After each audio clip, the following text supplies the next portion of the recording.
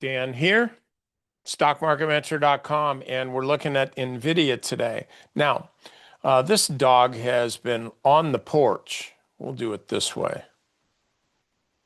Like forever, it seems like, since last summer when it finally actually like peaked here, really.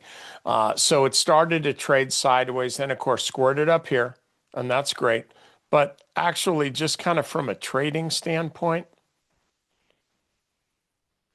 this thing was really here until it popped up to there. And then finally, like back down to here. So it kind of had three phases. And I'll even go here. And so I'm just reading the chart. From here, then, we had a shakeout along with everything else. And then a big rally higher that finally eclipses this last intraday high and is now closed at a new high. So this company's worth like probably some of the small nations on this particular planet. I mean, I could be wrong. You could fact check me on this, but I think it's almost like $6 trillion, something like that. But all I'm doing is trading the chart. So I put on this trade just as an active trade for members. Hopefully, you're one of them. If you're not, you kind of should be. We're making great money over there. In fact, I'll just show you where we are in just a second. But back on tax day on April 15th, I just put this on at 200 because the way it was looking here with this big climb, this just looked like the stock was ready to break out, even though during this rally here, the trading volume was actually a little lower than average, but you could see it climbing up. So increasing volume was accompanying this nice move higher. But then the stock pulls back. So it pulls back here and ultimately then breaks out above 200 again, 202, we'll say. And now we've got these green skyscrapers here. So what are we going to do? First, we look at the S&P, or excuse me, the SMH. This is also running higher. It's kind of interesting to see that. I mean, I look at this and a trend is a trend, and this trend is certainly your friend.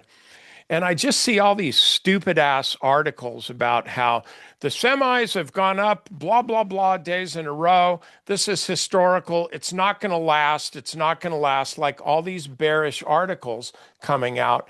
And you guys are repetitively wrong. Like the pattern that you are setting is you're just wrong. And so this goes back to one of my pet peeves about people who short stocks or buy falling knives, and that is you look at a stock, you look at a chart and say, well, it's gone up enough. Try to short the stock. Or, well, the stock's fallen down enough. It's not going to go any lower. Meanwhile, the chart says, yeah, we'll see about that on the upside as well as the downside. So here with the semis, I mean, you look at so many other things in the economy, all this uncertainty and all that jazz. The one thing that's working and that will continue to work is the semiconductor sector. Like this thing still printed. I mentioned this morning in our trading session, which was almost 2 hours long. The high here was 510.10. Okay, the high here the prior day was 509.60. So we got a higher high, highest high ever, intraday. And then on the low side, we had a low that was at 497.74. The prior low was down 495.46. So what I'm saying is we had a higher low and a higher high today. Guys, this is bullish.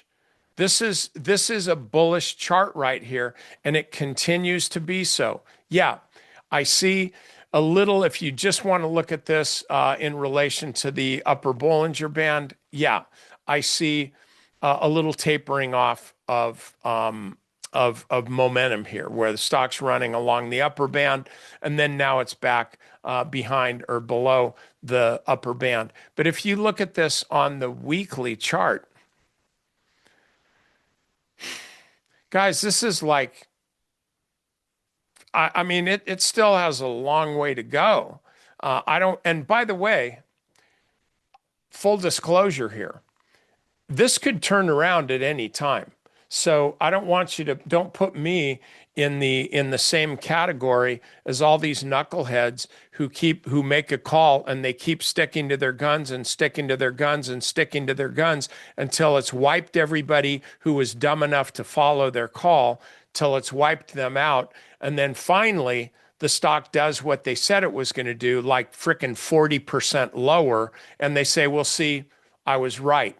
The question is, are you focused on being right or are you focused on making money? Because a lot of times you can't do both.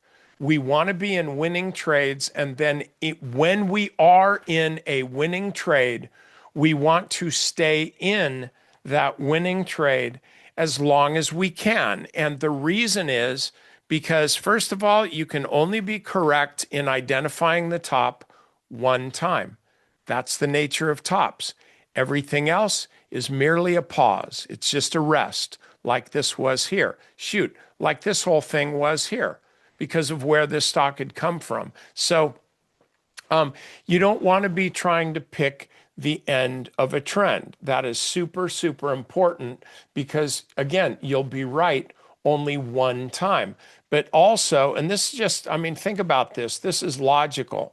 So you're in the money here. You're making money. We're up really, really nicely here on a risk versus reward. We're up 3.3 R. That means that we're making $3.30 for every dollar that we risked on this. And the way we were able to do that is to have a pretty darn tight, a very, very tight stop on this. And so anyway, the stock's up here. If we decide, okay, well, I'm going to close this stock out, I'm going to take my money and run, do the Steve Miller trade. Awesome. Now what do you have?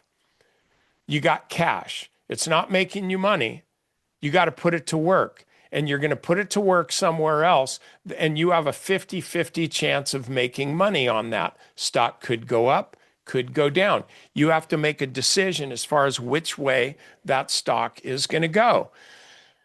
I would rather be in a stock that I'm already profitable in, and it's already telling me that I am correct. It is already confirming that I've got a good trade going. That to me is a better way to have my money positioned versus having it in my hand, looking for something else that's going to do better than this. So as I see this, I'm looking at the weekly chart. For crying out loud, man. How about this for a price target? Yep, that's it. I'll give you that. That's my target. And how do I get that, guys? How do I get there? I'm just looking at the chart. I'm just looking at this nice squeeze here. I think the stock can easily get up there. Now, you're going to have, I'm sure Kramer's, well, I don't know. Kramer named his dog Nvidia. It might already be dead. I don't know. But I don't even know. Kramer's always pumping this, don't trade it, own it. So he might look at this and say, yeah, 250, that's fine. But on other stocks, he's always talked about market caps and, well, it can't grow. It can't get bigger than this.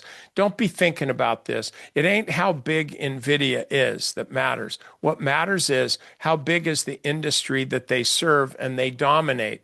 And that is the GPU market, the artificial intelligence market, the data center market, the compute market. They own all of that stuff. Now they're having competitors.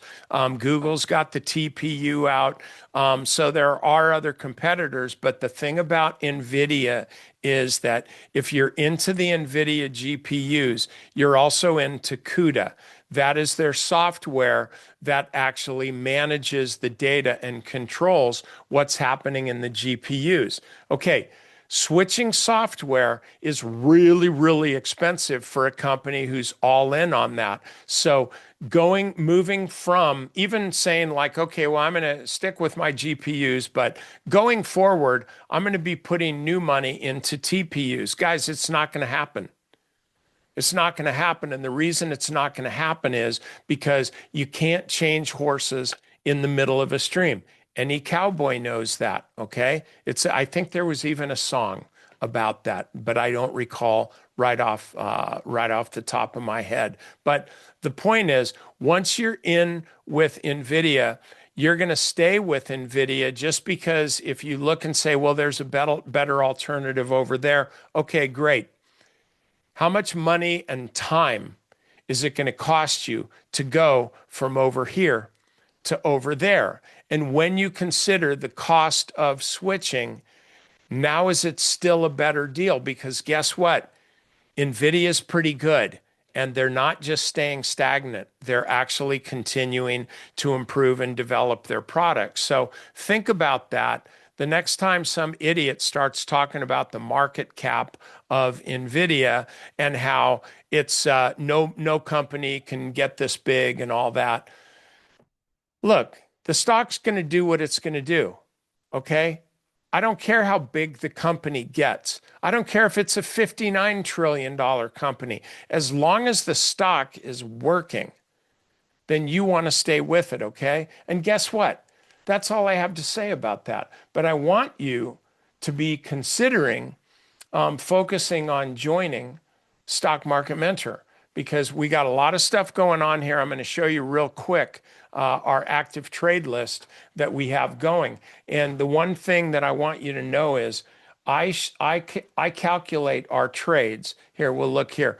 I tend to calculate our trades based on R multiples. How much are we making per $1 risk? So for here, for example, Orca, we've got almost a 20R, meaning we're up over 100%, and we had a pretty tight stop to begin with. So we're making almost $20 for every dollar that we're risking.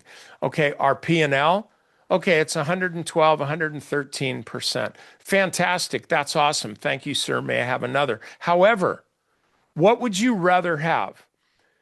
A trade that's making you $2 for every dollar that you risked, $2.12 for every dollar that you risked, or $20 for every dollar that you risked. That's what this comes down to is, are you measuring in terms of percentages or are you measuring in terms of the money that you're risking? And on all these trades here, on these ones, we've got over 3 times what we risked.